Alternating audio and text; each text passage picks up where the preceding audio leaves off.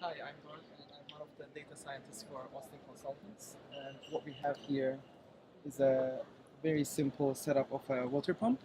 So here we have our pump, we have our tank, and then we have two different ways of introducing faults into the system. One is using this lever to block the pipes, and using this valve, we can also introduce air in the system. So what's going on here is that we are condition monitoring the state of the pump, and the states, basically the pump can be in different fault states, and we do this without using any sensors. So there are no flow meters installed, no pressure sensors.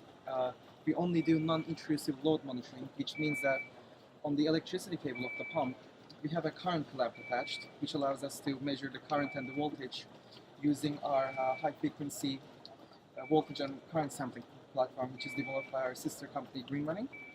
And basically we read in the high frequency data into our in-housely developed machine learning algorithms, and our algorithms analyze the patterns on the current and the voltage signal, and then they classify the signal into one of the fault cases that we can have. For example, if I completely block the pipe, which corresponds to a 90-degree block, this lever turns 90 degrees, our algorithms can pick up that there's a 90-degree block.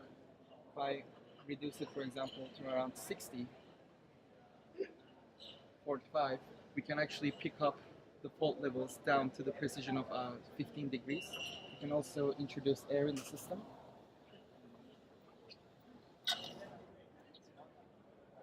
Which corresponds to a cavitation.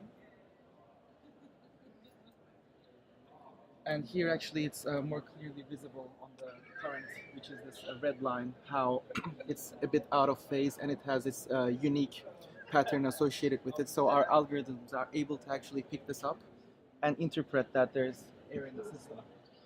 And we have two main algorithms that are displayed here. One of them, the one above, is a supervised algorithm which has labels. So when we are training this algorithm, we give it labeled data. So we say that this corresponds to no blockage, this corresponds to a 45-degree blockage, and the algorithm itself figures out how to differentiate those. But there may be cases, for example, you're a company and you don't have the luxury of inducing faults in your system for us to label. And what you can do that way is you can do an unsupervised, you can make use of an unsupervised machine learning algorithm, which is displayed down there. And what that does is we plug the algorithm in, we feed the data that corresponds to a healthy signal to the algorithm, and the algorithm models the healthy signal. And then if there's a deviation from the healthy signal, the algorithm can pick that up and say that there's a potential fault in the system, which is also very useful and very non-intrusive.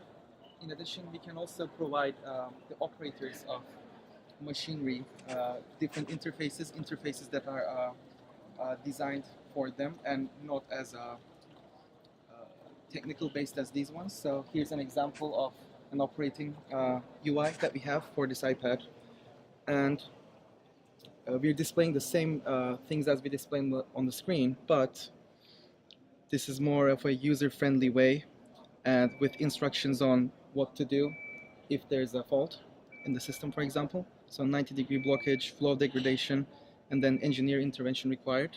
So the actions that need to be taken. So, yeah. Thank you for your time.